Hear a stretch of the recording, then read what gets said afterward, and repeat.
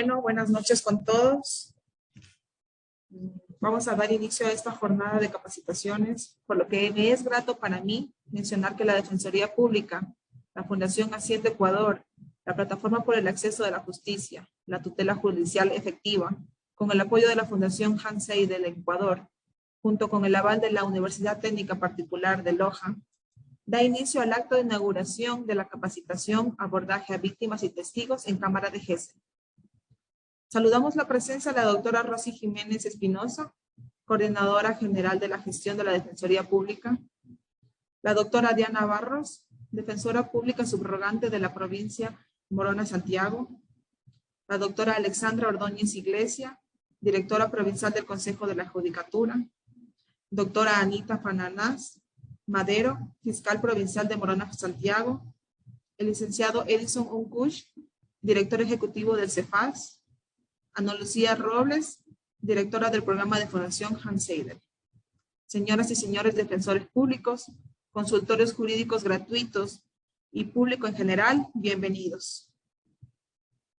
Tenemos el privilegio de poder contar con la participación de los facilitadores, el magíster Diego Moscoso Cedeño, juez multicompetente de la función judicial, y el magíster Javier Ortega Naranjo, psicólogo perito de la función judicial de Guayaquil, que en unos minutos él se conectará.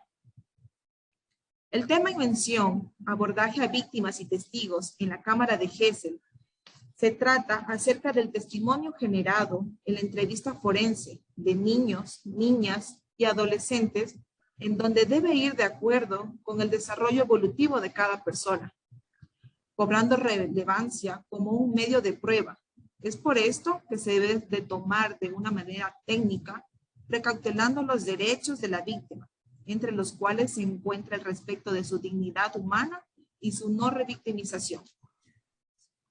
A continuación tenemos las palabras de bienvenida de la doctora Rosy Jiménez Espinosa, coordinadora general de la gestión de la Defensoría Pública. Doctora, adelante.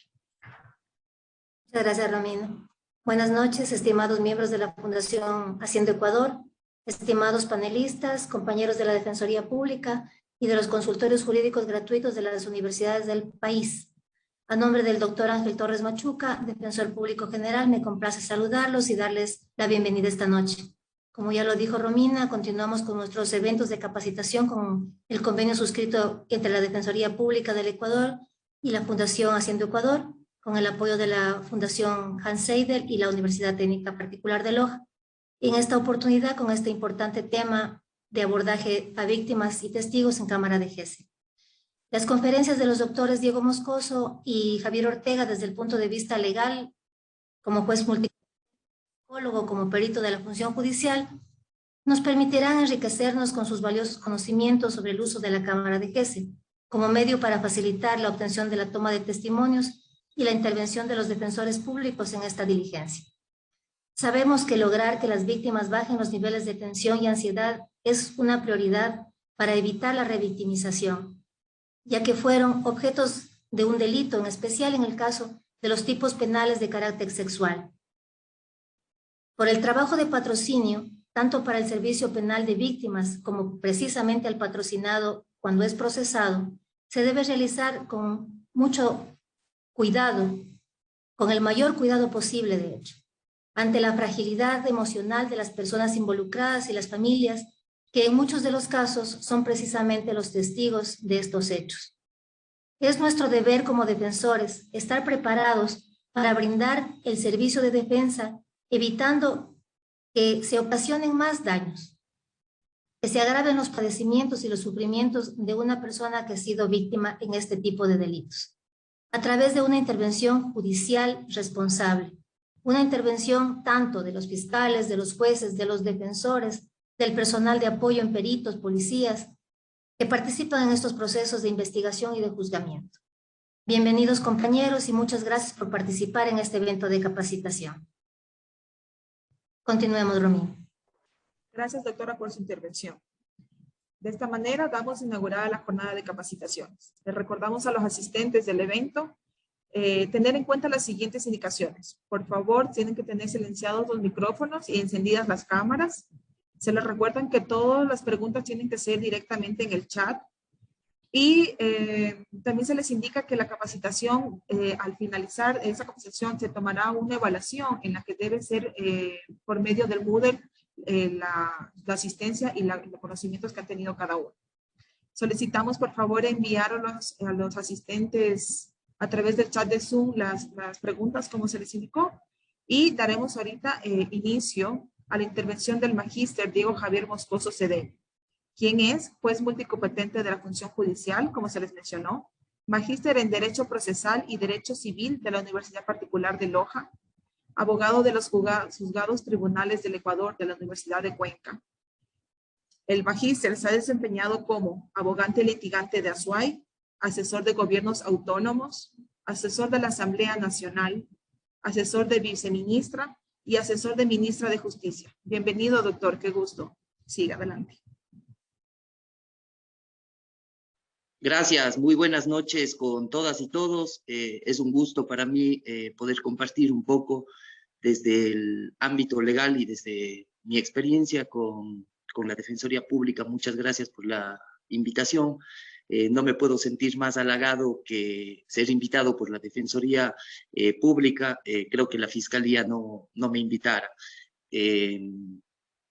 Realmente les hago extensiva mis saludos a todos y todas quienes se conectan desde las instituciones públicas y especialmente a las defensoras y defensores públicos, ya que creo que cumplen la función más noble y dura en el sistema de administración de justicia como tal, y mucho más en el sistema de justicia penal.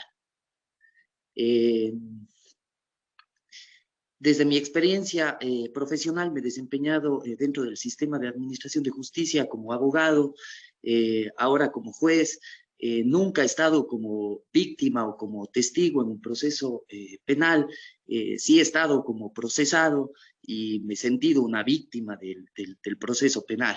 Entonces, eso es cuestión aparte, pero es fundamental entender que por ese mismo hecho, la calidad de víctima es indiferente a que se sancione, se juzgue o se determine una responsabilidad penal en un proceso.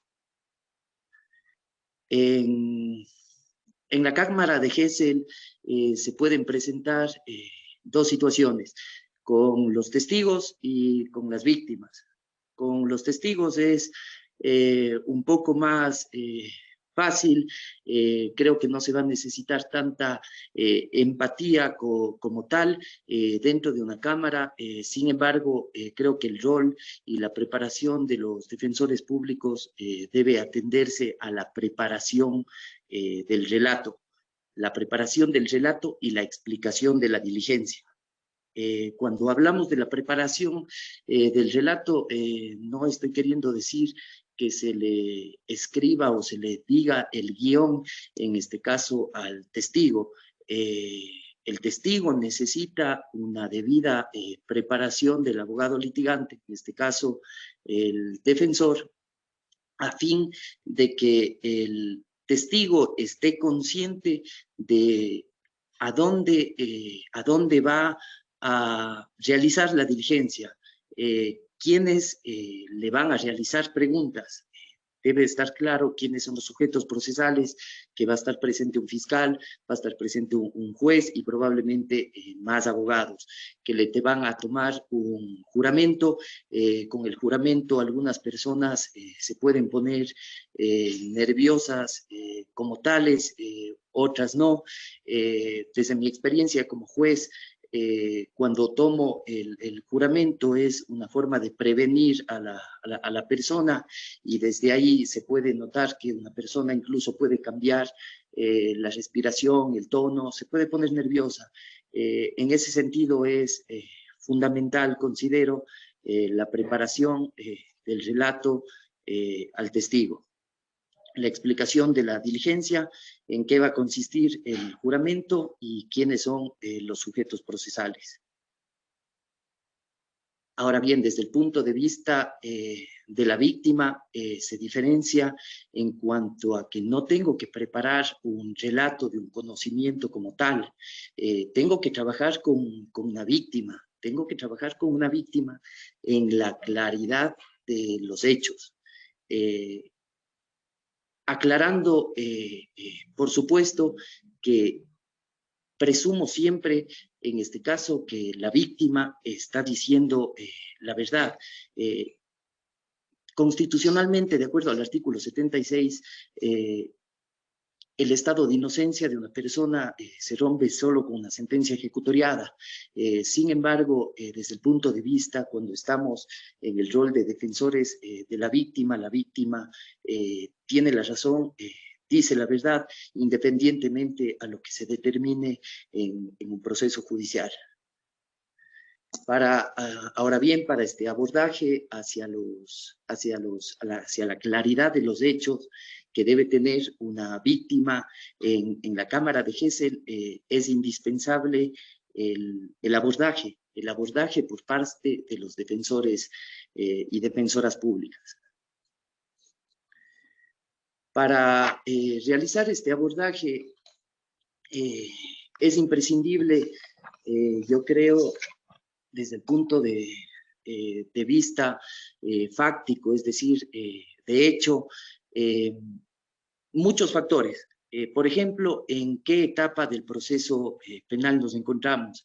La categoría de la infracción penal, la edad de la víctima, su sexo, su identidad sexual, su creencia religiosa, si es una persona introvertida o extrovertida, su capacidad para relatar. Todo aquello minuciosamente debe ser realizado por parte de los defensores y defensoras públicas en un proceso muy rápido y ágil, ya que tenemos en cuenta de que los defensores atienden a muchas personas y cuando llegan a la víctima como tal, tienen poco tiempo para su preparación. Sugiero yo a los defensores y defensoras públicas conocer la programación neurolingüística para poder identificar rápidamente ciertos roles de las personas, como por ejemplo, si voy a trabajar con una persona introvertida o una persona extrovertida, si es un niño, niña o un adolescente. En ese sentido, es importante que se tenga en cuenta el rol que se pone al defensor para el conocimiento de los derechos de la víctima en el proceso penal. Los derechos de la víctima en el proceso penal se encuentran en el artículo 11 del Código Orgánico Integral Penal. La ley se entiende conocida por todos. En el numeral 9 de dicho articulado se establece un derecho fundamental por parte de las víctimas, que es el derecho a tener una asistencia integral de acuerdo a las necesidades de la víctima. He aquí que la víctima tendrá diferentes necesidades según se trate de una persona adulta o de un menor o de un adolescente. En caso de infracciones penales, por ejemplo, en qué categoría de infracción penal está, si se encuentra dentro de las infracciones penales de delitos sexuales, obviamente la víctima estará muy tensionada, angustiada, tendrá mucho miedo de comparecer a la Cámara de Gesell como tal. Va a ser un lugar extraño para ella y para ello se necesita que el defensor sea lo mayor, se requiere que sea muy empático con la persona para darse cuenta con qué víctima está tratando. Desde el punto de vista interno, no conozco el procedimiento de la Defensoría Pública como tal. Sin embargo, he observado que se toman algunos datos por parte de las víctimas. Cuando se toman dichos datos de las víctimas, estimo que en dicho formulario los defensores deben estar capacitados uno a uno para tomar acciones, políticas de acción afirmativa a favor de cada una de las víctimas. Este también es un derecho establecido en el mismo artículo 11 del Código Orgánico Integral Penal. Aquellas acciones afirmativas serán encaminadas para restringir progresivamente las prácticas discriminatorias que se puedan encontrar dentro del proceso penal como tal. Las prácticas discriminatorias pueden ser, en el sistema de administración de justicia, pueden ser incluso contra la misma víctima o testigos. Una víctima o un testigo se puede sentir discriminado en un procesamiento penal o en un abordaje ante algunos profesionales.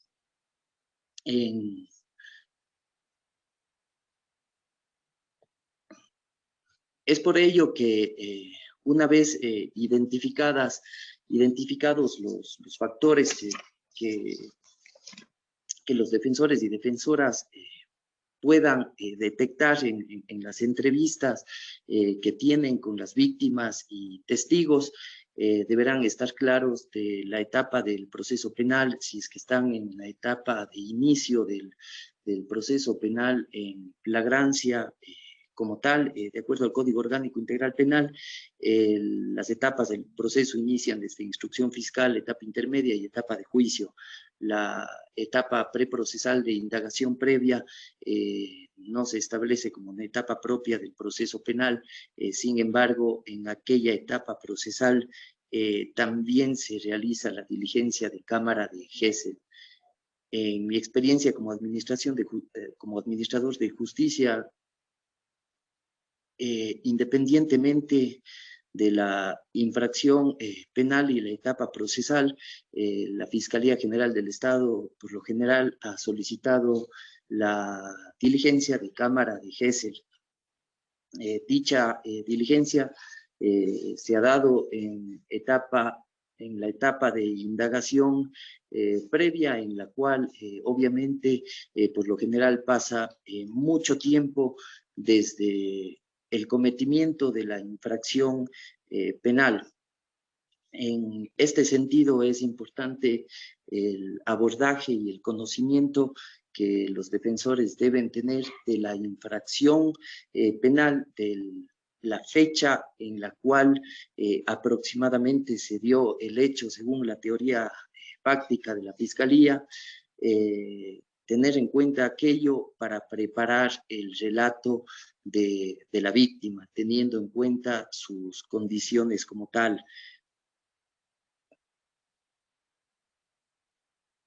En otras partes del proceso penal, la Cámara de Gesell será mucho más especializada y se tendrá que contar, de acuerdo a los pedidos que realicen los sujetos procesales, con un profesional acreditado, un profesional psicólogo. Hay que diferenciar la Cámara, la diferenciación en cuanto a la edad. En cuanto a la edad, si es que son niños, niñas y adolescentes, la diligencia de testimonio de cámara de Gesell será realizada a modo de entrevista por parte de la profesional que se encuentre junto con la víctima.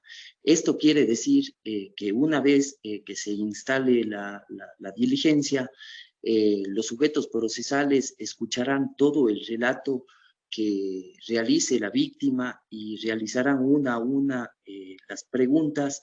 La la profesional acreditada deberá tener aquellas preguntas para al final de la entrevista ir retomando el testimonio y ir recapitulando y formulando las preguntas que realizan los sujetos procesales.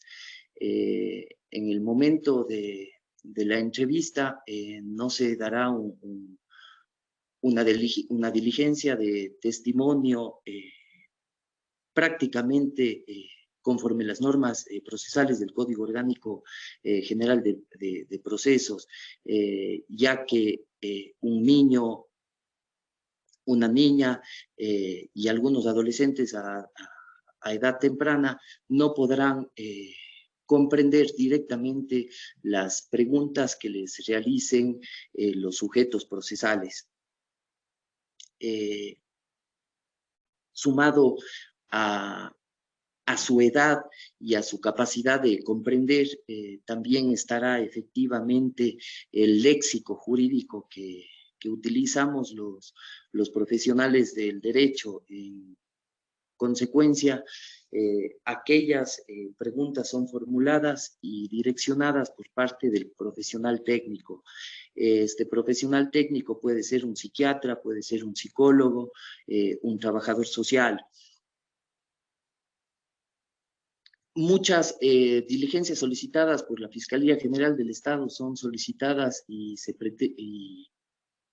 pide que se cuente con un profesional psicólogo o un trabajador social o el profesional que asista en la Cámara de Gesell. Sin embargo, cuando son personas adultas, es innecesario y la ley no determina aquello. Los defensores y defensoras deberán siempre estar claros de todas las casuísticas que deben acontecer según el caso que traten. Si es que es una categoría de infracción penal de un delito sexual, en qué etapa procesal están, la edad, el sexo de la víctima, y todo aquello debe ser transmitido obviamente al juzgador. El juzgador atiende únicamente al principio dispositivo, y lo que quiere decir que únicamente atiende a lo solicitado por los sujetos procesales. Los sujetos procesales en la Cámara de Gesell deberán acercarse y determinar todos los pedidos que sean necesarios para encaminar el testimonio de la víctima en la Cámara de Gesell. Aquello forma parte de las políticas de acción afirmativa como tales, y principalmente del derecho de igualdad. Con las políticas de acción afirmativa prácticamente se trata desigual a los desiguales a fin de generar igualdad. Para que dicho derecho de igualdad se materialice tanto en la diligencia como dentro del proceso penal, es indudablemente que el profesional del derecho, defensores públicos y defensoras públicas, deberán ser muy empáticos y estar muy dispuestos a solventar el problema que se ha suscitado. Sistema de administración de justicia, no podemos olvidarnos que es un medio de realización de justicia para solucionar los problemas personales y para restablecer el orden público según el principio de mínima intervención.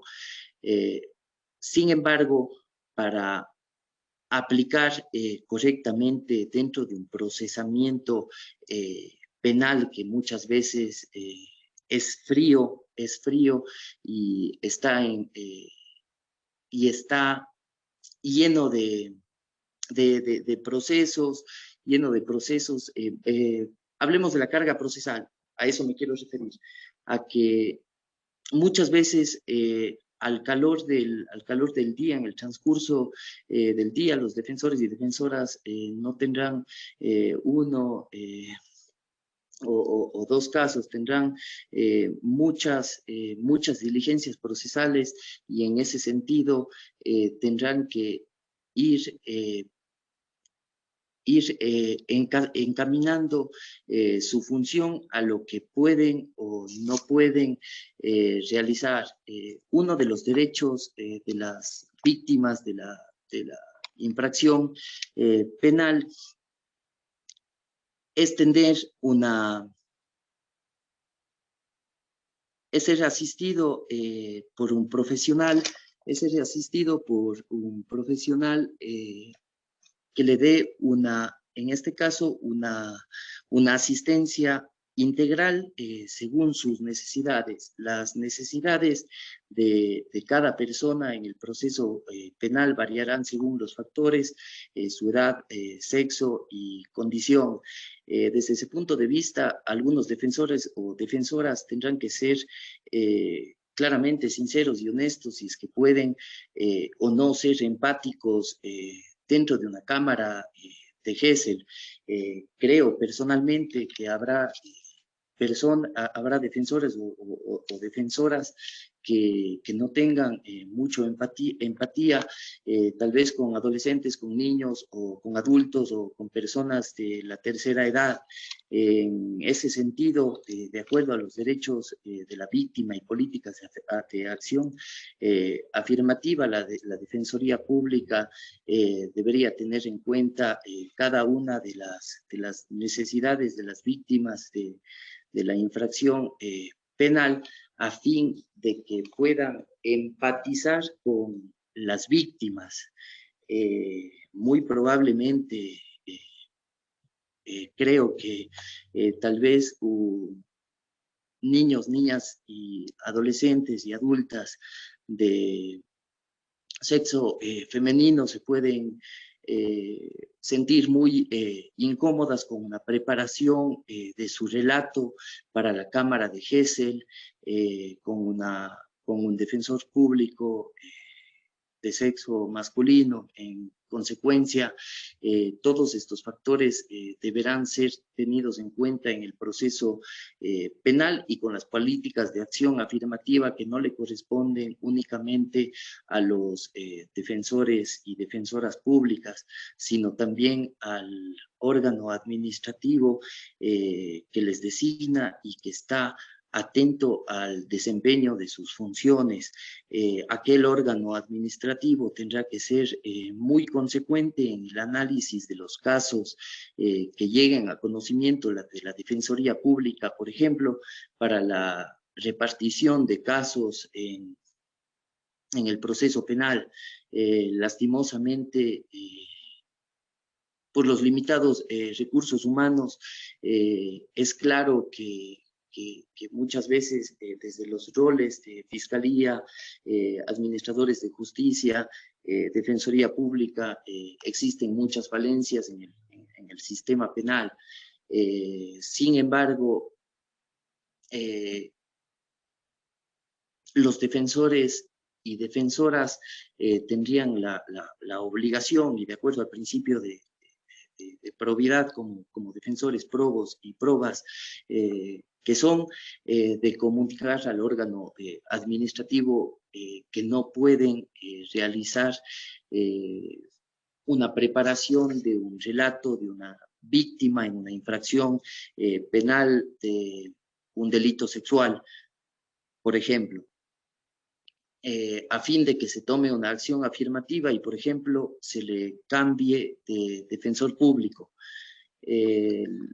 Cada infracción penal considero que es una casuística totalmente diferente, si es que es un niño, niña o adolescente, a más de la especialización que debemos tener cada uno de los profesionales que intervenimos dentro de la Cámara de Gesell. Para el abordaje como tal, lo que sugiero es ser una persona, en pocas palabras, es ser una persona muy empática y tratar de no realizar juicios discriminatorios por ninguna condición. Se pueden realizar juicios discriminatorios ante a una persona simplemente con la mirada.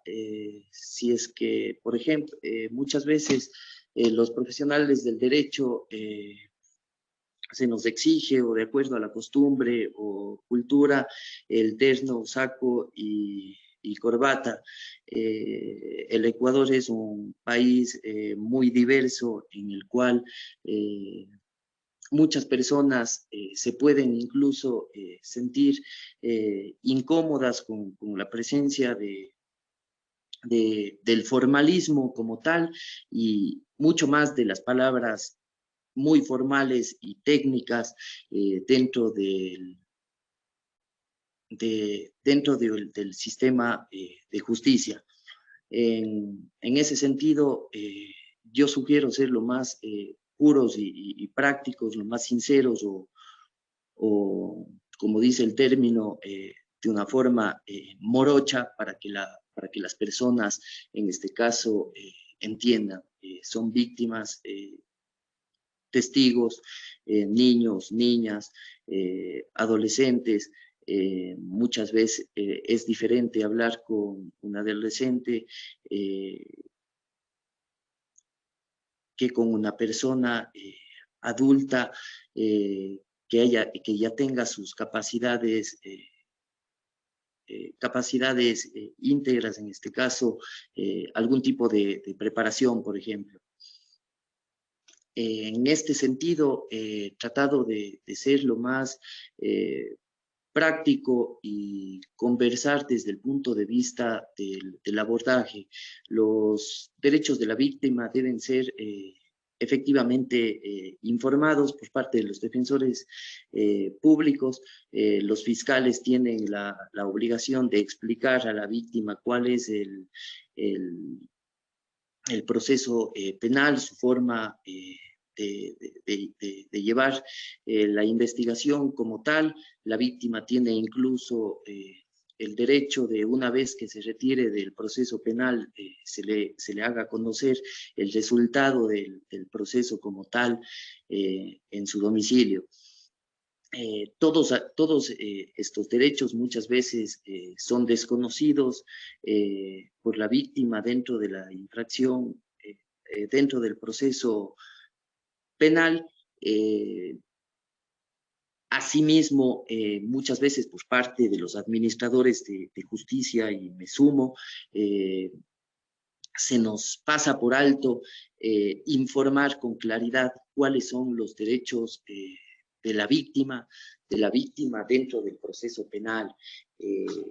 Aquello se sale muchas veces de la esfera del conocimiento del funcionario público, o de la capacidad del funcionario público. En consecuencia, a quien le corresponde velar por esos derechos es al defensor. El defensor tiene ese anhelo, la víctima tiene ese anhelo ante su defensor a fin de que le solucione su problema, le proteja, y muchas veces lo ve como su salvador. Les sugiero que escuchen a las víctimas, escuchen a los testigos previamente a las diligencias de testimonio anticipado. En mi experiencia, todos llegamos a la Cámara de Gesell a último minuto y revisamos el proceso como tal a breves rasgos. Creo que quienes podríamos hacer eso somos los jueces, porque no debemos conocer nada del proceso penal, sino hasta ciertas etapas procesales. Sin embargo, los defensores y fiscales son los sujetos procesales que realizan sus sus peticiones a los administradores de justicia de acuerdo al principio dispositivo, y a ellos se les encomienda, en este caso, la obligación de tener el conocimiento necesario de la causa en el proceso penal. En este sentido, se necesita mucha preparación por parte de los defensores y defensoras para tener el tiempo disponible, y especialmente de los órganos administrativos de los órganos administrativos que organicen a los defensores públicos, ya que creo que no se puede dar un abordaje a víctimas y testigos correcto sin que el órgano administrativo tenga en cuenta todos los factores de tiempo, especialidad, probidad, etapa del proceso penal, el tipo de infracción penal y cada uno de los factores que se pueda tener. Se ha manifestado en general cuál sería el abordaje desde el punto de vista práctico y desde mi experiencia. En este caso,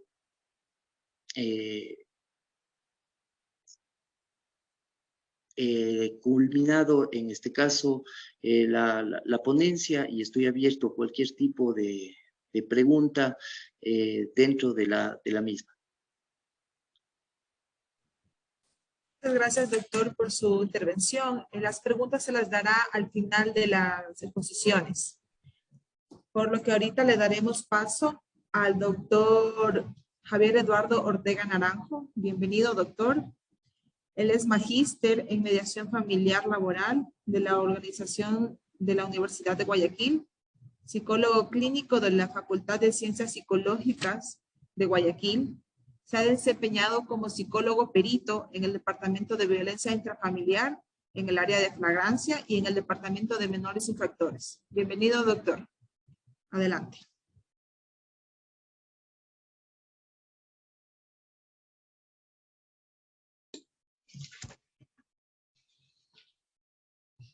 Doctor, no sé si me puede escuchar. Sí, ¿cómo está? Muy buenas tardes. ¿Cómo le va? Muy bien, encantado de poderme dirigir a ustedes en esta noche. ¿Prosigo? Sí, por favor, doctor, adelante con sus palabras. Muy bien. Mis estimados abogados, muy buenas noches. Saludos a la distancia. Mi nombre es Javier Ortega, soy psicólogo clínico de profesión. Tengo el honor en este tiempo de estar trabajando ya desde hace algunos años en la función judicial como perito, y he estado en algunas unidades, violencia intrafamiliar. Hoy por hoy estoy en el bloque de menores infractores y he tenido el gusto de manejar la Cámara de Gesell ya un tiempo atrás. Lo que voy a decirles es porque realmente siento un alto honor al estar frente a ustedes y mucha admiración. Desde mis tempranos inicios profesionales he podido trabajar con abogados, como compañeros de desarrollo laboral, doctores, médicos, trabajadores sociales. Ese ha sido el núcleo en el que siempre me he desenvuelto. Y una de las cosas que admiro mucho de ustedes es la manera de fundamentar en un momento en el que ustedes se encuentran defendiendo algo. El conocimiento, el nivel de lectura de ustedes es muy bueno. Hoy por hoy, desde hace unos años atrás, muchos años atrás, desarrollé el buen hábito de la lectura, no solo técnica, sino de algunos temas. Y me he dado cuenta que eso es una habilidad que ustedes tienen. A pesar de que hay un protocolo, y digo todo esto para decirles que hay un protocolo de lo que hablamos de Cámara de Gesell. Tengo unas diapositivas, pero no quiero venir solamente con el conocimiento, porque ese protocolo sé que está al alcance de ustedes. Y más de uno ya lo habrá leído 1000 veces. Y no quisiera llover sobre mojado ni hablarles sobre el agua tibia. Quisiera hablar sobre ese protocolo, sí, para tener una dirección de lo que vamos a conversar. Pero quiero hablar un poco más de las vivencias, sobre la experticia de la Cámara de Gesell. Cuando escuchaba al doctor Javier, me gustó mucho. Yo decía, wow. se me está llevando muchas cosas de las que iba a decir. Pero quisiera entrar al detalle. Quisiera comenzar apuntando, compañera, ¿usted pone la diapositiva o la comparto yo? ¿Podría usted compartirlas, doctor? Gracias. Muy bien. A ver, un momento. Compartir. Ok. A ver, un segundito. Antes de compartir algo, estuve revisando de una manera muy breve. Hay casi 250 personas conectadas. Hice una revisión muy rápida y vi a duras penas 50 cámaras encendidas. Les hago este señalamiento porque quisiera que esto no se torne un monólogo, ¿sí? De por sí ya hablar mucho tiempo agota la garganta y aburre a los demás. Quiero que me ayuden de una manera muy dinámica. Solo los que tienen las camaritas encendidas. Álcenme las manos los que no han tenido experiencia con cámara de GESEL, pero mantenga la alzada para yo hacer un paneo. ¿Quién no ha tenido experiencia en cámara de GESEL? Alce la manito con toda confianza. Muy bien, muy bien. No baje la manito, 3, 4. A ver, de este otro paneo, muy bien. No han tenido, voy a ver algo más atrás. Ok, los demás tienen las camaritas apagadas. Veo que una muy baja tasa de compañeros no ha tenido la experiencia con la cámara de GESEL. Y sí es importante, entonces, para mí, hacerles una pequeña introducción y luego comenzar con parte de la experiencia para que los que ya han tenido también podamos disfrutar un poco de esto. Voy a compartir, compañeros. Permítanme.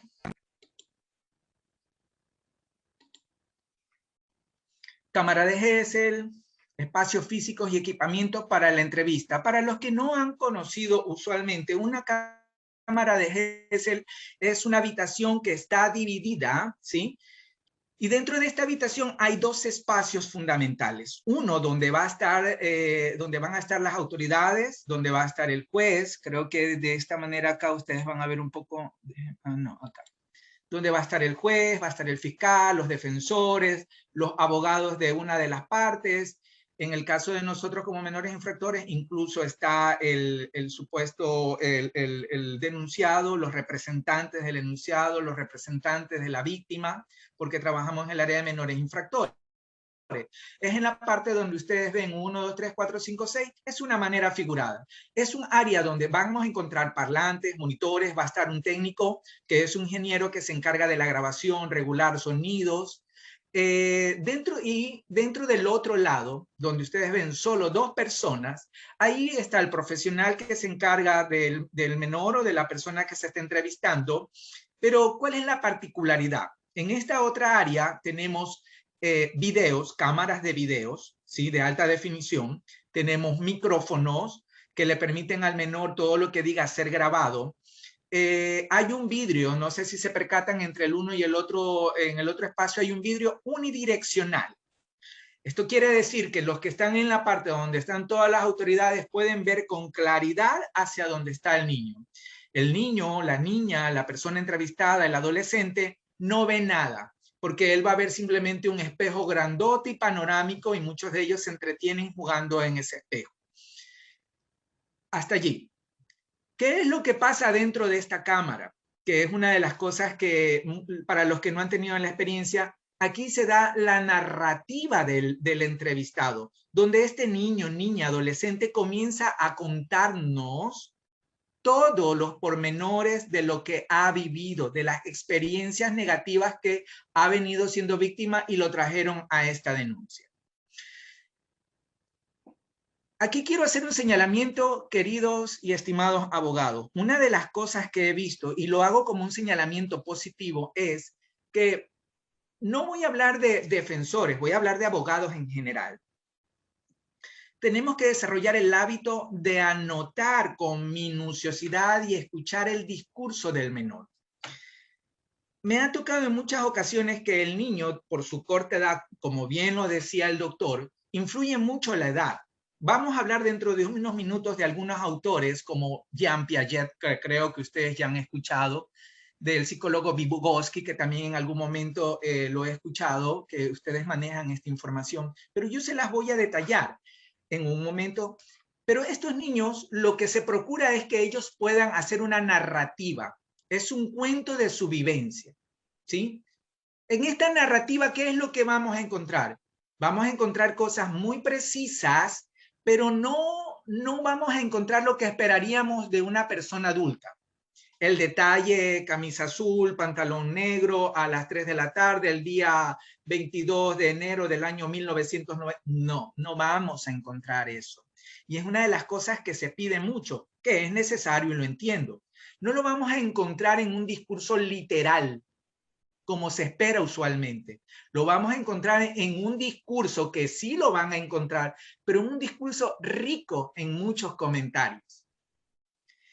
Por eso les hago este señalamiento. Es importante que el abogado aprenda a desarrollar como una habilidad dentro de este tipo de ejercicio, la escucha activa. Esto no es exclusivo del psicólogo, del trabajador social o del médico. Ustedes como abogados desarrollando esa habilidad tienen un plus muy bueno, porque ustedes van a captar información que a un oído no entrenado se pasa, se filtra. Dentro de esto, de los protocolos, ustedes tienen muy claro que una de las cosas que no debemos de hacer, que es la revictimización. Y sí, nos cuidamos mucho de la revictimización, pero lamentablemente cuando no tenemos desarrollada la habilidad de la escucha activa, nosotros revictimizamos al usuario haciendo preguntas de las que él ya contestó. Pero como no hemos desarrollado ese hábito, entonces se nos filtra.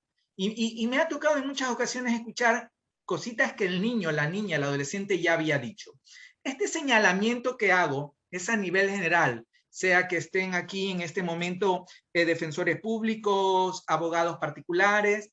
Nosotros, como practicantes de la Cámara de Gesell, tenemos que estar entrenados. Me gustó mucho de los comentarios que hizo el doctor, porque puede engancharme desde mi lenguaje. La empatía. Abogado, la empatía no es estar así. No, eso no es ser empático, eso es ser agradable, gracioso, divertido, no lo sé. La empatía es la actitud con la que usted aborda a una persona, ¿sí? En muchas ocasiones he escuchado desde mi profesión que cuando hay casos de abuso, yo lo he escuchado, no, un psicólogo hombre no. Y tenemos ese estigma, eso es un estigma. Porque le puede recordar, no, lo que realmente sucede es que cuando usted va con la actitud apropiada y sabe cómo abordar la temática, es muy indiferente el sexo, ¿sí? Porque lo que la persona está necesitando es ser acogida.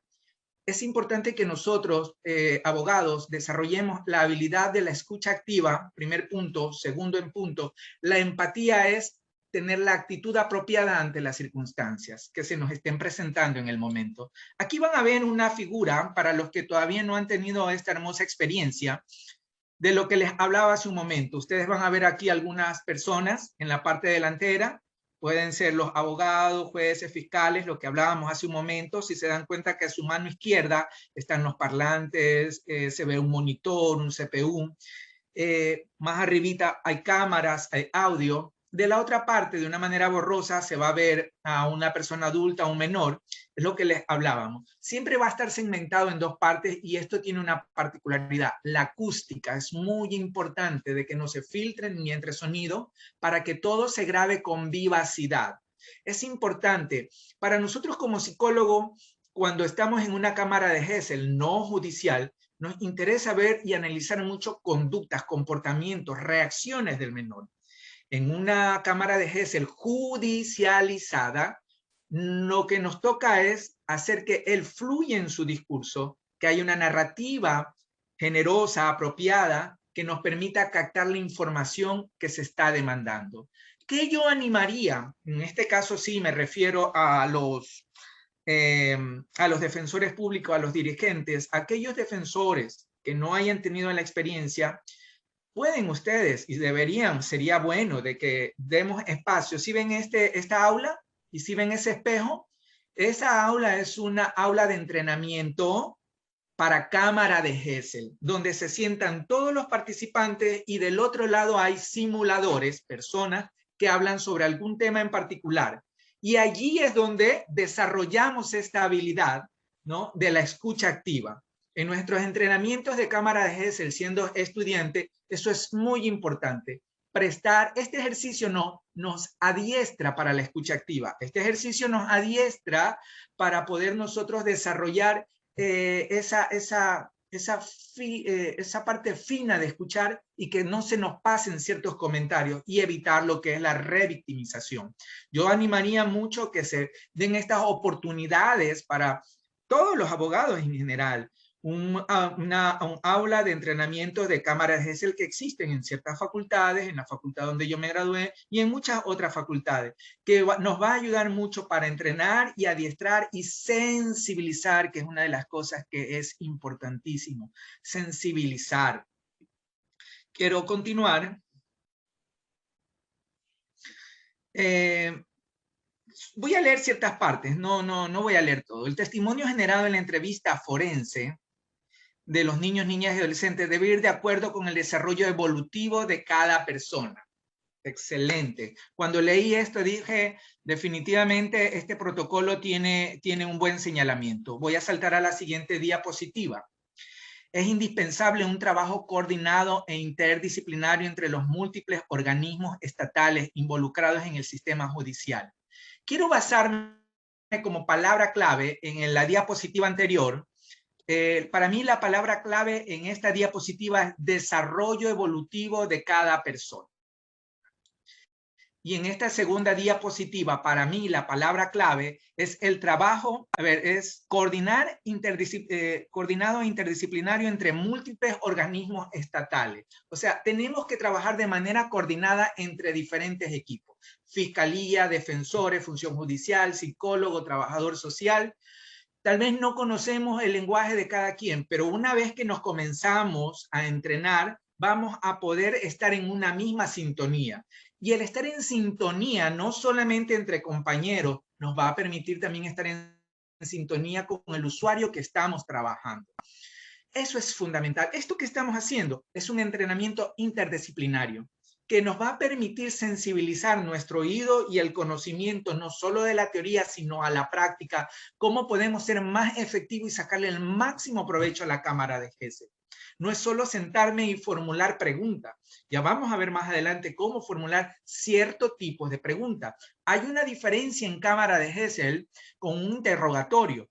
No vamos a llevar a hacer preguntas sí o no, tú sabes, no sabes, eres, no eres, bueno o malo. No. En cámara de Gesell cuidamos mucho de que esto no sea un interrogatorio. Cuidamos mucho de que esto sea una narrativa. Y basándonos a la escucha activa, de lo que escuchamos de la narrativa, formularemos preguntas abiertas. La ventaja de la pregunta abierta, ¿cuál es, estimados doctores? Es que le permite al niño fluir y no inhibirse. Hay desventajas de la pregunta abierta, yo se los voy a decir. Sí, ¿cuál es? Que muchas veces se dilatan, porque son preguntas que le permite expandirse al menor. Pero es bueno porque ustedes ahí van a obtener información mucho más explícita. Cuando yo les hablaba sobre la palabra clave en la diapositiva anterior, desarrollo evolutivo, compañeros, esto es importante. Me tocó también en mi experiencia profesional adaptarme a trabajar con menores de edad.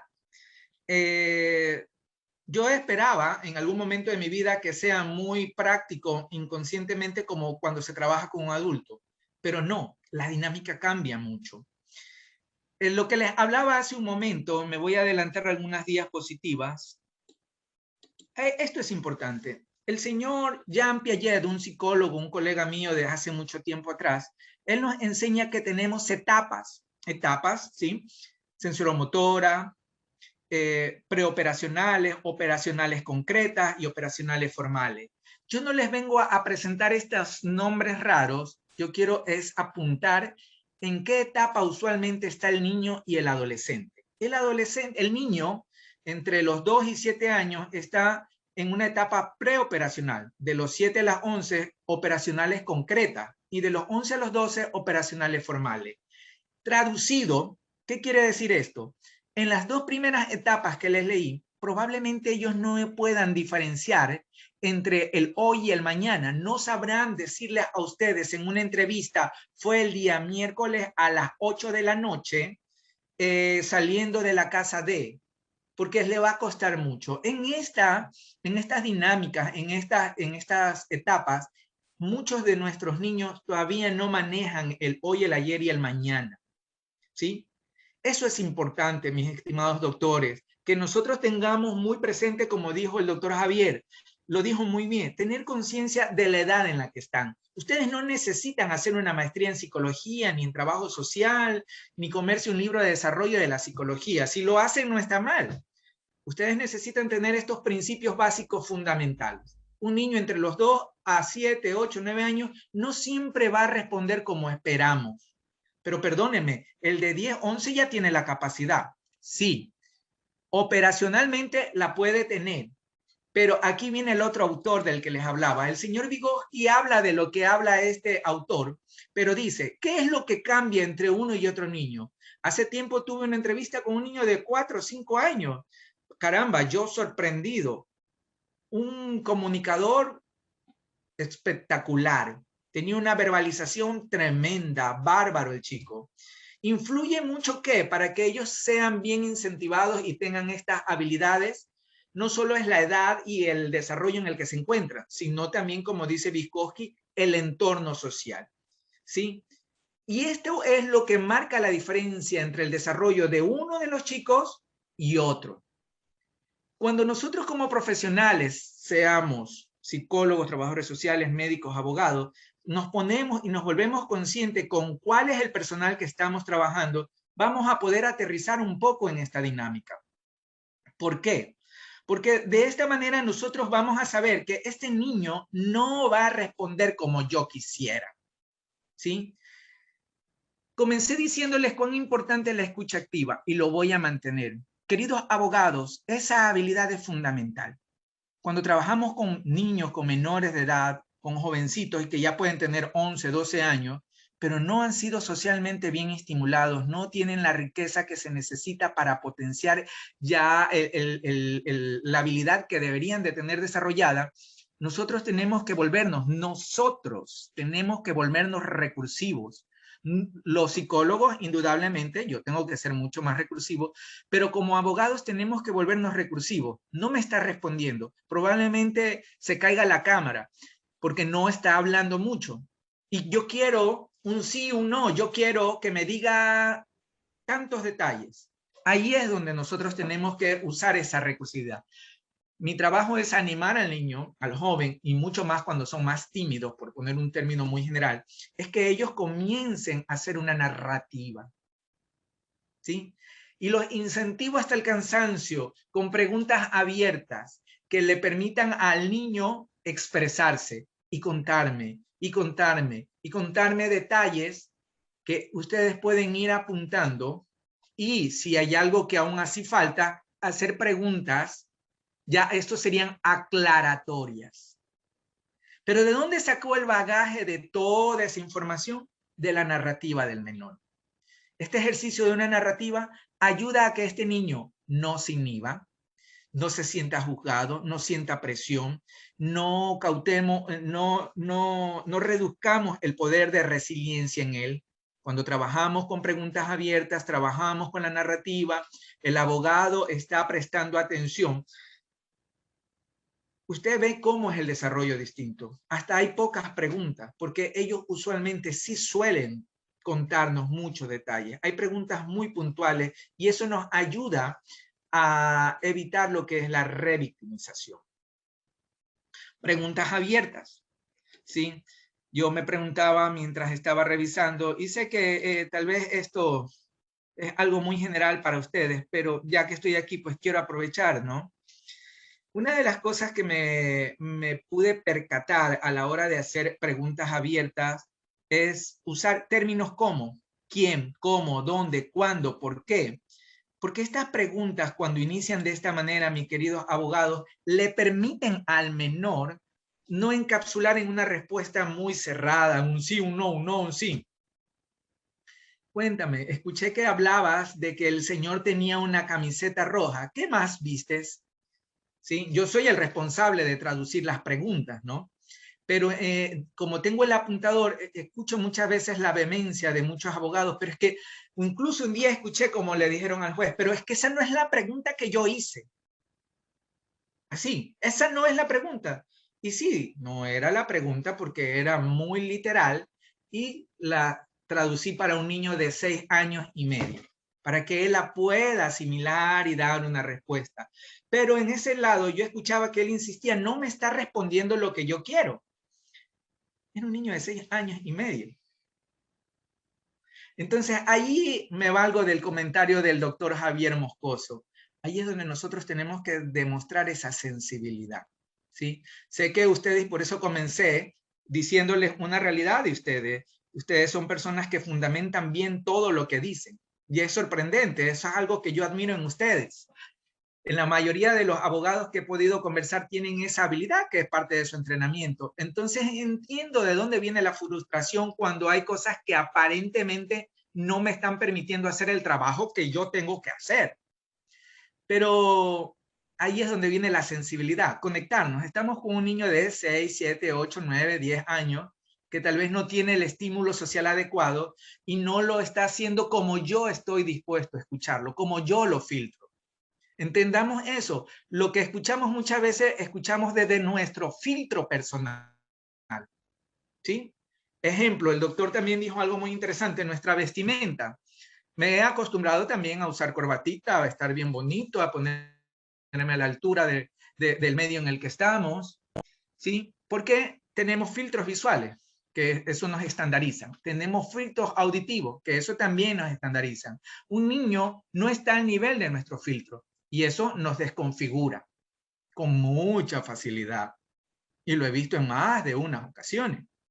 Entonces, cuando venimos y nos sensibilizamos, entendemos que aún ahí tenemos que bajar nuestros filtros de escucha y comenzamos a desarrollar un poco más lo que le decía, la interpretación en base al discurso del menor y comenzar a recabar lo que necesitamos como pormenores. Me gustaría si alguno hasta aquí tiene algún comentario que hacer, yo me sentiría muy contento de poder responder antes de continuar. Doctor, ¿cómo le va? Sí hay algunas preguntas, las estoy anotando para el final de la intervención. Vamos dictando toda la ronda de preguntas. Ok, muy Continúe bien. nomás. Gracias, mi doctora. Miren, esto es muy importante, compañero.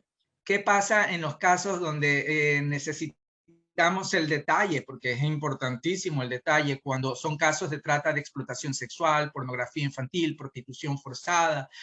Puede existir la necesidad de clarificar la información relacionada con los medios utilizados, qué usaron, qué vestimenta, usaron cámara, fotos, qué sé yo, y necesitamos ahondar, necesitamos.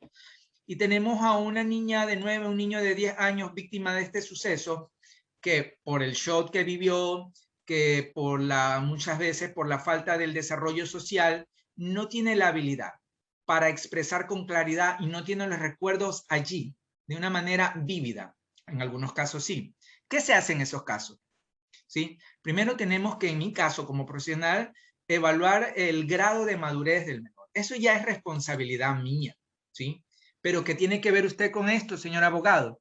Es entender que en muchas ocasiones ese niño al cual ya se ha captado esta información, en algún momento me ha tocado expresarlo y decirle al señor juez, el niño no va a responder de esta manera, y buscarle. Y entender, ahí viene la sensibilidad, vuelvo al tema, viene la sensibilidad del profesional ante esa situación. No va a dejar de hacer su trabajo, porque usted lo que hace, y yo los he visto mucho más en la unidad en la que trabajo, veo lo aguerrida y la excelente calidad de profesionales que tenemos en el bloque de menores infractores como compañera defensora pública.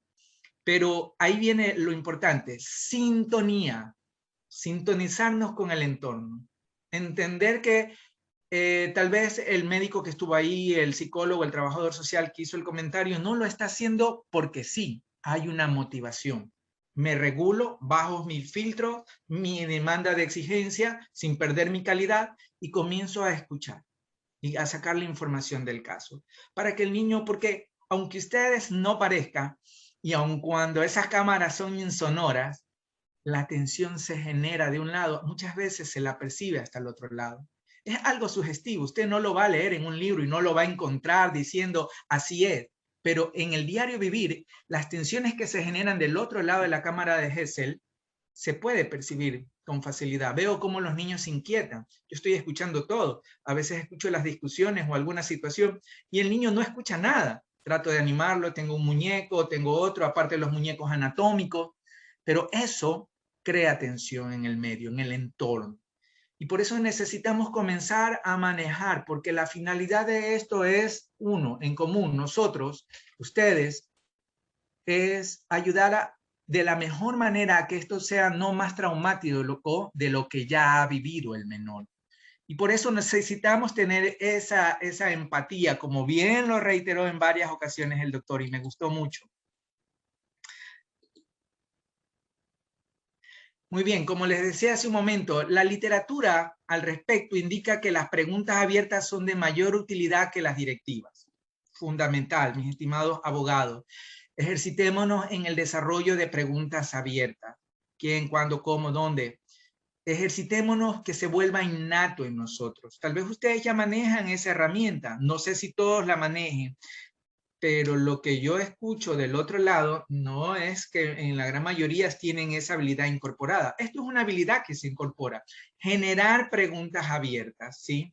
Repito, soy el filtro, pero sí es importante que la formulación venga de una manera muy, no con tanto de una manera muy displacente, sino un poco más suelta que le permita fluir en ese ambiente. Las preguntas abiertas son formidables y estimulan a la conversación, estimulan al diálogo, no a la imaginación. Ojo con eso. Mi trabajo consiste en no fomentar la imaginación del menor. Imagínate que, eso es garrafal. No se puede pasar crear imaginación en el menor en ese momento. Tenemos que cuidar de que él se apegue a su realidad y a sus recuerdos según su madurez. Esto es lo que usualmente vamos a ver en una cámara de Gesell. Esa dinámica de tensión de una señorita, de un joven que ha sido abusado, violentado física, sexualmente. Vamos a ver inhibiciones, vamos a ver en otros que son muy participativos, ¿sí? Y que la cámara duró, ¿qué? 15, 20 minutos. En otros nos hemos quedado una hora. Muy pocas veces me ha tocado estar en cámaras de hora y media, ¿sí? Con el riesgo de perder la atención del menor, pero ha tocado. Por eso es importante que todos estemos listos y entrenados como comandos de fuerzas especiales, sabiendo qué es lo que tenemos que hacer cada quien para podernos empatar en el momento oportuno y saber cómo responder. Porque la finalidad es ayudar y sacar este caso del menor de la mejor manera posible. Recuerden esto. Primero, tenemos que nosotros tener esa empatía, o sea, sintonizarnos, entender de que no van a responder como creemos. Segundo, tenemos que ir midiendo y filtrando nuestro nivel de filtros auditivos y lo regulando un poco, bajar un poco la exigencia sin perder el profesionalismo. Ahora sí, me gustaría aprovechar estos últimos 15 minutos que me quedan en preguntas. Mi querida abogada, alguna pregunta que me pueda hacer, le agradecería. Sí, doctor. Entonces damos paso a la ronda de preguntas. Empezamos con usted, ¿ok? Preguntan, ¿qué pasa cuando cuando uno como abogado no puede asistir a la prueba de Gesell? Bueno, me hubiera gustado que eso lo diga el doctor Moscoso. No sé si él es el más indicado en ese caso. Pero lo que los puedo decir de lo que yo veo usualmente. Sí, desde su perspectiva psicológica. Como sí, psicólogo. Es que se suelen poner una nueva fecha. Personalmente, yo no estoy de acuerdo con eso. Porque es generar tensión innecesaria en el menor. Sí, una de las cosas que yo cuido mucho cuando estoy con los chicos trabajando dentro del aula, 5, 10 minutos, 15 en algunas ocasiones, que tengo que estar con el padre, pero a veces procuro, y les he dicho a mis compañeros, y les pido de favor a los secretarios particularmente, les digo, qué sé yo, mire la manera como consigue la cédula antes de que yo entre al aula, porque cuando estoy con ellos tratando de crear rapport, empatía, bajando el nivel de tensión de un niño de 8 años. Imagínense, mire mis ojos, cómo me sorprende un niño de 8 años súper tenso. ¿Sí? Y cualquiera diría, claro, pues mire, si viene a hablar sobre un suceso doloroso, ¿cómo usted no quiere? No, está tenso porque desde la entrada ve policías, ve hombres y mujeres muy bien vestidos, él viene en pantalonetita, viene en un área donde hay demasiado aire acondicionado, viene hasta a veces se pone temblando, a veces quiere agua en ese momentito y le da ganas de hacer pipí. Mi trabajo es mandarlo lo más neutral, relajado posible y que entre conmigo y que suelte a la mamá. Y gracias a Dios lo he logrado en muchísimas ocasiones. Y resulta que a última hora dice, no se va a dar. Bueno, ya eso es cuestiones legales, pero desde mi apreciación como psicólogo, no lo veo tan bien. Porque estamos lacerando, estamos nuevamente creando tensión innecesaria. Yo creo que ese día debería ser fundamental. Ese día entramos y ese día salimos con el niño. Porque una de las cosas que a ellos se les dice, y eso es importante, es mi trabajo, decirle qué va a pasar. Yo les explico quiénes están al lado, les hablo del juez, les hablo de la secretaria, del fiscal, del defensor, de los abogados, del papi y hasta a veces de los jóvenes que tienen que estar ahí, como son menores infractores. Les hablo de todo. Y una de las cosas que les dice, terminamos esto y nunca más viene. Y usted ve la carita cómo se les ilumina. Ya no vengo más. No, ya no vas a venir. Y eso como que les revuelve el ánimo y vienen todos frío. No, no se va a dar. Caramba, tiene que volver a venir. No lo veo muy sano desde mi apreciación como psicólogo. Doctora. Gracias, doctor. Otra pregunta tenemos.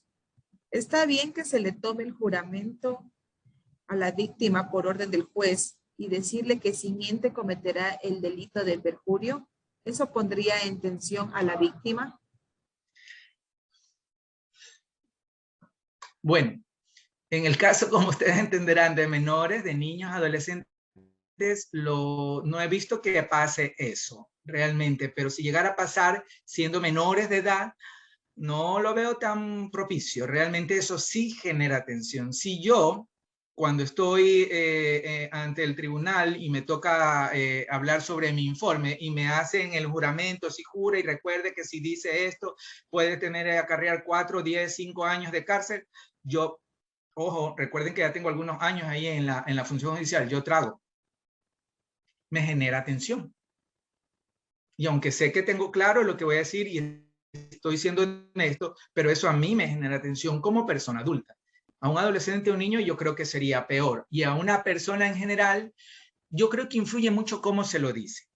Pero sí sirve de qué? Para que sea consciente de que no puede ir, si ya es adulto, a medias tintas. ¿Dice la verdad o dice la verdad? Entonces, un adulto sí ayudaría a que haya un acto de conciencia y evitar alguna situación de injusticia o ilegalidad, pero sí influye cómo lo decimos. Eso sí es una de las cosas que yo acotaría. ¿Cómo se lo dice? Doctor, tengo una última pregunta que me han hecho. En el caso de un adolescente que rinde su testimonio y está viciado por presiones de sus familiares y por la fiscalía, ¿cómo se debe proceder? A ver, repítame por favor. En el caso de un adolescente que rinde su testimonio y está viciado por presiones de sus familiares y por la fiscalía, ¿cómo se debe proceder? Le quisiera que usted me ayudara a mí. Acláreme el término viciado para responder de una manera mucho más clara yo. Me imagino que es en el sentido de que está presionado.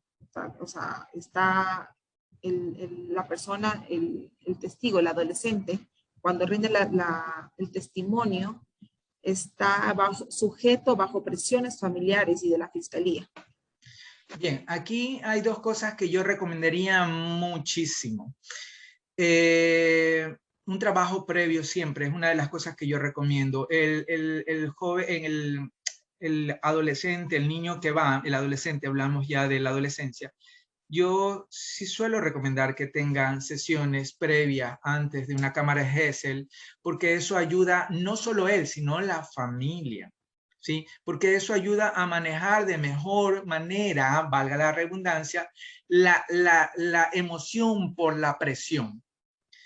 Viene un papá, viene una mamá, y escúcheme bien y por favor, sí, ha habido un caso de abuso. El padre está exacerbado, la madre está exacerbada, quiere comerse a ese otro muchacho, es que mi hija, ¿cómo es posible? Y tiene un cúmulo de emociones.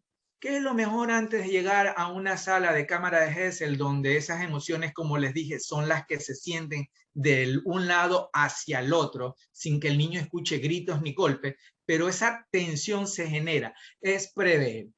Es prever por medio de este tipo de trabajos con profesionales que ayuden a manejar la intensidad mucho previo en la cámara de Gesell. Yo recomiendo mucho eso. Necesita ayuda técnica, no solo el menor, la familia, porque quien nos va a ayudar a manejar y a recuperar al menor de ese cuadro no es el psicólogo, téngalo claro, es la familia. El psicólogo se va a responsabilizar y va a trabajar con esa familia, y esa familia es la que va a ser el muro de contención para sí y para el menor, y superar estos cuadros de tensiones muy normales por el delito que se ha cometido. Ahora, ¿cuál es mi trabajo ahí? Justamente como les decía, es una vez que yo ya los recibo, ¿sí? Yo sí procuro de ya solo quedarme con el papi y la mami y generar un ambiente donde la tensión se disminuya. Incluso en esos 15 minutos, yo a veces me enfoco a hablar con el papá, porque lo que el papá genera, ese humor, míreme, ese humor que está generando, lo recibe él. Recuerden que los lenguajes de afectos no solo son verbales, también tenemos un lenguaje no verbal, que es el cinético, lo que transmitimos sin decir, pero se percibe, está de mal humor. ¿Sí? Eso no son cuentos de abuela, eso es una realidad. Mi trabajo es que esa dinámica disminuya, porque yo quiero que cuando me llevo al niño ya a la otra área, el niño esté completamente tranquilo, desprendido, y sirve tranquilizar al padre esos 15, 10, 20 minutos previos, y ayuda directamente, ni siquiera es indirecto, es directo el buen trabajo con el que usted ve que ese niño entra a la cámara, tranquilo, desinhibido. Pero ¿con quién trabajé y a quién me enfoqué? Es al papá o a la mamá que entró en ese momento conmigo. Y eso es lo que ayudaría. Espero haber respondido a esa pregunta. Doctor, una ultimita pregunta para entrar con el doctor Moscoso. Preguntan, ¿cómo se distingue si el menor no está manejando un discurso inducido o mentiroso en el testimonio de la cámara de Gesell? Ya, esa pregunta es una pregunta del millón. No es fácil realmente, porque como les dije, hay niños que son muy dinámicos, que socialmente tienen una resiliencia y una respuesta muy buena, han sido muy bien estimulados, por naturaleza elocuente. Como les dije, trabajé con un caso de un niño de 5 y otro de 8, pero muy elocuente. Para mí en algún momento era como estar trabajando ya con una persona casi grande, adulta, no joven adulta. Su verbalización. Entonces ahí se torna un poco complicado. ¿Cuándo se torna más evidente? Los niños que no tienen una respuesta social tan buena y comienzan con muletillas a repetir, como que se aprendieron la lección. Algunos son muy discretos, ¿sí? Pero ya crea la duda. Crea la duda porque es la muletilla. Les pongo un ejemplo. ¿Qué es la muletilla? O sea. Tal vez el niño no dice eso, pero es una frase que la repite y la repite. Como que 2 por 2, 4, 2 por... Y usted se va a dar cuenta que sale del diálogo, míreme los dedos, de lo hilativo, ¿sí? Sale de eso hilativo y se torna un poco incongruente. Por eso ahí evaluamos la madurez, vemos no es muy sociable, pero sigue con un discurso. Hubo un usuario, y quiero terminar con esto, que él en todo decía un ejemplo, ¿cómo te llamas? Javier, Julano, alguna compañera que estuvo ahí me lo puede decir. Entonces, era fácil de decir, muletilla, no. Ya eso era un trastorno del habla. ¿Sí? Ahí no él estaba falseando, él tenía un problema para hablar, tenía ese trastorno del habla, era un TOC justamente, ¿no? Un trastorno compulsivo del habla, donde él en todo ponía el Julano. ¿Cuántos años tiene? 8. Entonces, es importante, sí, hilar fino, porque hay casos y casos, pero a veces son tecnicismos que venden a los niños, ¿no? fomentar muchas veces el hecho de cuando ellos están en el diálogo, ellos comienzan a hablar en esa fantasía, se venden. Sí, y mi mami me dijo un día, un niño dijo, y mi mami me dijo que si decía esto me iba a dar la tablet. Y fue tan genuino. O sea, no hay como decir, ah, se las inventó. Fue en el diálogo, en esa narrativa que les cuento, él vendió lo que le habían dicho que diga. Y ahí salió. Pero sí, es toda una técnica y bien minuciosa de aprender a descubrir esos detalles. Muchas gracias, mis queridos doctores. Si no hay otra pregunta, estoy muy agradecido de tener un público tan hermoso como ustedes. Muchísimas Dígame, gracias, doctor, por su valiosa intervención. De verdad, muy interesante lo que usted nos ha mencionado, igual que el doctor Moscoso, al cual también tenemos algunas preguntas que hacerle. Doctor Moscoso, le preguntan, ¿cuál es la norma que permite poner en práctica el testimonio que prueba en la etapa de juicio?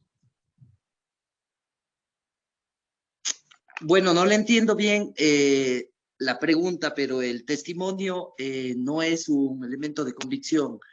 El testimonio es una prueba que se recepta anticipadamente. El testimonio es una prueba que se recepta en la etapa de juicio, en la última etapa del proceso penal. Los elementos de convicción son otros y el relato que hace la víctima en otra etapa del proceso penal, que no es la de juicio, se llama versión, y ese es un elemento de convicción. El testimonio es una prueba anticipada y no porque se lo recepte en otra etapa del proceso penal, es un elemento de convicción. Simplemente se la está receptando, como su nombre lo dice, anticipadamente. Muchas gracias, doctor. La siguiente pregunta es, como operador de justicia, ¿cómo se debería abordar a los niños en el caso que éste no quiera colaborar en la entrevista? Bueno, ninguna víctima en el proceso penal puede ser obligada, coartada a dar un testimonio o a dar su relato. El abordaje tiene que ser obviamente muy puro y sincero y se tendrá que dar creo que en 2 o 3 entrevistas. Si es un niño o niña, tendrá que conocer al defensor público. Si yo fuera defensor público, le invitara a comer un helado al niño o niña, me hiciera amigo, lo he hecho en mi juzgado cuando recibo a niños o niñas.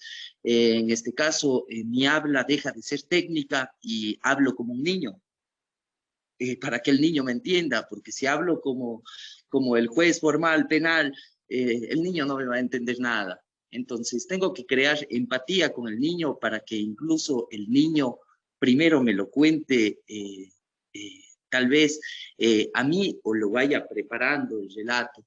Eso de que se le tomaría anticipadamente o sea, como si fuera otro tipo de testimonio, no, es una preparación que se está dando con el testigo. El testigo no se le está revictimizando, no se le está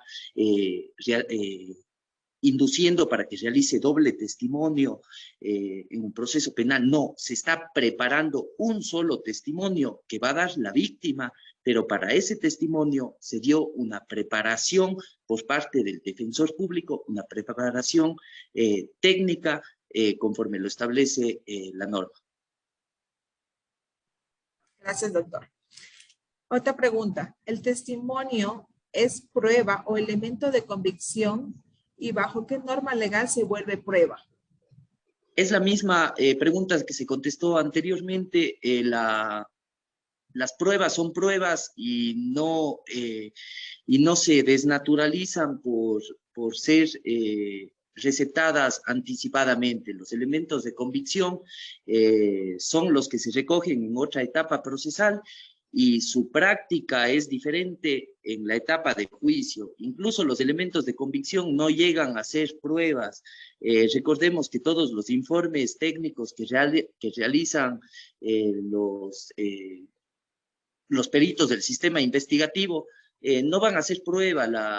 La norma penal los excluye expresamente en el artículo 453, si no estoy mal.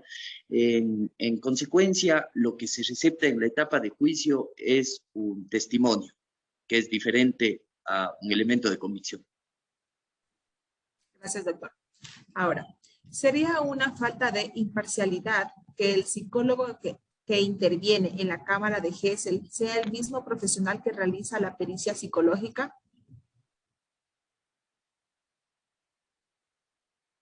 Si es que yo creo que no afectaría en general. El psicólogo va a tener más, en este caso, más conocimiento o más empatía en el momento que se recepte en la cámara de Gesell. También creo oportuno que previo a que un niño, niña o adolescente ingrese a la cámara de Gesell como un profesional desconocido, debe haber un poco de empatía por parte del profesional que va a llevar a cabo la entrevista, y puede el mismo entrevistarlo de una manera técnica y profesional sin entrar directamente al relato. La imparcialidad como tal, según la Constitución y la ley, reposa mucho más en los jueces como tales, administradores de justicia. Dentro del sistema pericial, un perito pudiera parcializarse. Estaríamos hablando que se estuviera parcializando en el momento en el que distorsiona o tuerce algo hacia el procesado. Si es que comienza a evadir alguna parte del testimonio que no le convenga al procesado. Pero caso contrario, no, es simplemente un poco de conocimiento previo que puede tener el profesional. Es como puede pasar a un juez. Un juez en etapa de juicio no debería haber visto el proceso, una sola prueba, ni el expediente de instrucción fiscal. Si es que un juez lo ve, se está anticipando a lo que pudiera existir en el proceso penal, va a elucubrar mucho antes, pero no quiere decir que su imparcialidad esté tachada, ya que su imparcialidad va a reflejarse en el momento de su decisión. Gracias, doctor. Siguiente pregunta. ¿Qué efecto probatorio tiene un testimonio anticipado receptado en investigación previa? El efecto probatorio es el mismo, es un testimonio y está receptado únicamente anticipadamente. Personalmente considero que el testimonio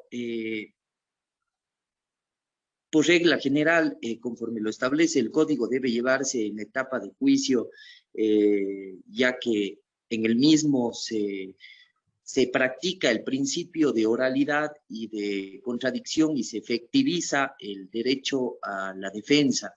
No tiene ninguna incumbencia procesal en que se realice en una etapa preprocesal para su valoración como tal, por parte de un tribunal penal. El tribunal penal va a valorar la prueba conforme se haya evacuado, según las reglas de la sana crítica. Las pruebas se valoran de acuerdo a las reglas de la sana crítica, y las reglas de la sana crítica no cambian por el estado procesal en la que se realizó la diligencia de testimonio. Gracias, doctor. Siguiente pregunta. ¿Qué se puede solicitar para demostrar incongruencia o falta de credibilidad entre el testimonio anticipado y la pericia psicológica? ¿Me repite la primera parte? ¿Qué se puede? ¿Qué se puede solicitar para demostrar la incongruencia o falta de credibilidad entre el testimonio anticipado y la pericia psicológica? Bueno, aquello se daría por principio de contradicción en una eventual etapa de juicio. Entonces, el abogado litigante tiene que ser muy persuasivo en los testimonios para el momento de la comparación en el alegato final. Tendría que hacer de ver las inconsistencias que hay entre el testigo perito y la lectura que se dé del testimonio anticipado. No olvidemos que el testimonio anticipado se transcribe, es una de las piezas procesales que el Código Orgánico Integral Penal determina que obligatoriamente debe transcribirse. En este caso se denotará en la etapa correspondiente cómo puede el defensor realizar esas incompatibilidades como tales. Si es que están en otra etapa procesal, bueno, será en este caso en la etapa de evaluatoria y preparatoria de juicio, en el cual el defensor podría hacer alusión al testimonio anticipado y que no guarda relación con la pericia. A mi criterio, como juzgador, en esa etapa intermedia, yo no valoro el testimonio anticipado porque no soy juez de tribunal y el testimonio se valora en una etapa de juicio. En una etapa evaluatoria y preparatoria de juicio, lo que tendría que evaluar el juez es la versión ante el fiscal. La versión es un elemento de convicción y la prueba y el testimonio es prueba. Gracias, doctor. ¿Está autorizada la prueba CBCA en el Ecuador? No sé qué se refiere con las iniciales. Si pueden, por favor, poner las iniciales, ¿qué significaría? Vamos con la siguiente pregunta. ¿Se puede realizar cámara de Gesell en la fase de investigación previa? La norma no establece un tiempo procesal en el cual se debe realizar el testimonio anticipado. El testimonio es una prueba que por lo general se recepta en la etapa de juicio y por lo determinado en el artículo 502 y 510 se recepta anticipadamente por las causales establecidas en la ley, por los presupuestos fácticos. En el caso del artículo 510, la víctima debe ser quien solicita el testimonio anticipado. Es curioso que por lo general es la Fiscalía. Y en el supuesto del artículo 502, numeral 2, se establece que la víctima puede rendir el testimonio anticipado siempre y cuando se esté ingresada en el sistema de protección de víctimas. Doctor, una última pregunta. Cuando hay duda sobre los hechos relatados por la presunta víctima, ¿se puede aplicar el test de credibilidad en la valoración psicológica? Bueno, es un test de credibilidad, es una pericia más que se realiza dentro del proceso penal. Esa pericia será valorada en la etapa de juicio. Sin embargo, yo considero que queda a discreción de los señores jueces de tribunal en aquella etapa procesal dar credibilidad al perito que habla de la credibilidad de la víctima. Entonces, es todo un juicio de probabilidades porque estamos hablando de una etapa de juicio bajo un procedimiento oral, principios de contradicción y todo queda mucho a la litigación de los profesionales. Yo les exhorto a las defensoras y a los defensores a litigar muy seriamente y sin recelo a la Fiscalía y a los administradores de justicia.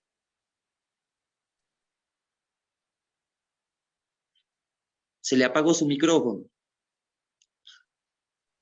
Perdón. Muchísimas gracias, doctor Moscoso, doctor Ortega, por su valiosa intervención en esta importante capacitación que se ha dado.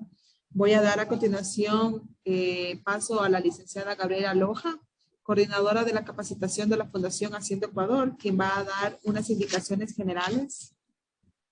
Les agradezco mucho a todos su presencia, a las defensoras y a todos los representantes de las instituciones de Estado. Gracias.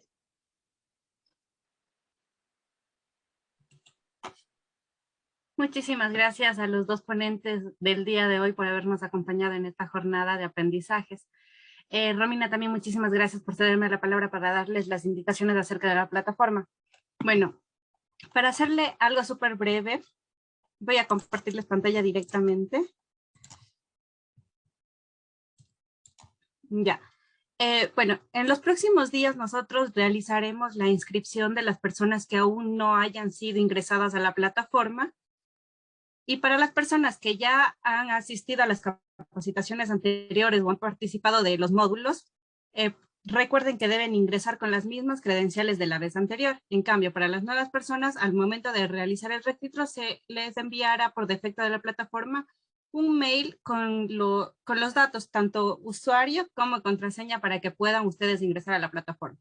Adicional a esto, también en los próximos días, una vez que ya se haya realizado la inscripción, les haremos llegar a ustedes mediante correo electrónico un manual de uso para que puedan hacer uso de él y revisar el tema de ingresos o el tema de recuperación de datos en caso de ser necesario.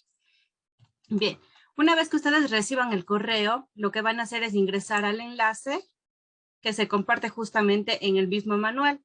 Y dentro de esto ustedes van a incluir aquí, van a llenar los campos tanto con su nombre de usuario como con su contraseña. En este punto les queremos pedir que tengan muchísimo cuidado, ya que muchas de las veces por algún tecnicismo se nos tipea un carácter de más y esto genera fallos al momento de ingresar. Entonces, al momento de nosotros ingresar los datos, vamos a proceder a lo que es la plataforma y dentro de la plataforma tenemos ya lo que es la página de inicio. Aquí tenemos, bueno, en nuestro caso tenemos ya algunos cursos que estamos desarrollando. Ustedes lo que encontrarán aquí es lo que es la escuela defensorial. Lo pueden encontrar tanto en la parte principal como en la parte lateral de la página. Vamos a ingresar a lo que es la escuela defensorial. Y aquí tienen ya el tema de las generalidades. De igual manera aquí tienen compartido lo que es el manual de uso de la plataforma Moodle y también ya lo que los módulos anteriores. En este caso, se deberán dirigir directamente al módulo en el que estamos participando hoy sobre abordaje a víctimas y testigos en cámara de GESE. Y encontrarán aquí tanto la grabación que estamos teniendo, de la reunión que estamos teniendo en este momento, como un video corto de los ponentes que han participado esta tarde. De igual manera, se encontrará ya sea una presentación PowerPoint o material de lectura que los ponentes nos harán llegar en los próximos días, y una evaluación súper breve de 10 preguntas de opción múltiple. Una vez llenadas todas estas actividades, lo que pueden hacer es en esta parte de acá, seleccionar, marcarlas como realizadas y eso sería absolutamente todo. Bueno, en los módulos anteriores, en los últimos que hemos tenido, hubo algunos inconvenientes debido al enlace que se había presentado. Queremos ponerlo en conocimiento que por parte de la Defensoría Pública, al ser una institución de prestigio y todo esto, debe tener, digamos, sus... no sé cómo decirlo, sus cuidados al momento de tratar todo lo que son los datos de su personal, por lo cual la página de la Defensoría o la red de la Defensoría no les permite ingresar a ustedes a Moodle. Por lo tanto, les pedimos que al momento de que ustedes quieran realizar las actividades, lo hagan desde una página personal o desde una computadora en casa para que no tengan los problemas de ingresar y que no puedan llenar las actividades. Eso es básicamente todo. Entonces, cualquier cosa, tanto la Fundación como la Defensoría estamos a su disposición para resolver cualquier problema que se pueda presentar. Y con eso me despido. Muchísimas gracias a todos por la participación de hoy. Finalmente, y antes de cerrar esta reunión, les voy a pedir a todos los compañeros que están hoy en sala que nos ayuden, por favor, prendiendo las camaritas para tomar una pequeña foto y hacer un registro visual de este encuentro que hemos tenido.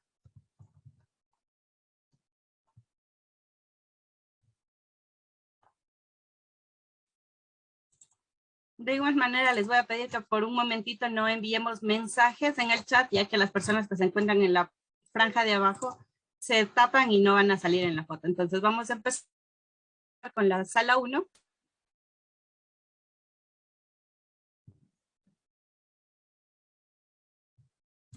Seguimos con la sala 2.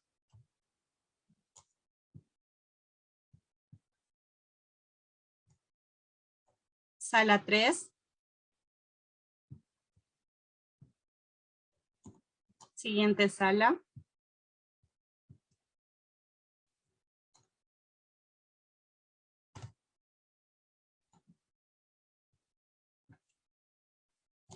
Nos quedan 3 salas todavía.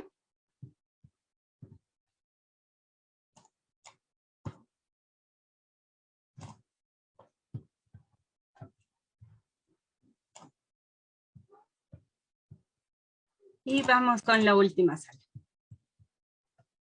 Perfecto, eso sería todo. Les agradecemos muchísimo la participación y nos vemos en una próxima capacitación.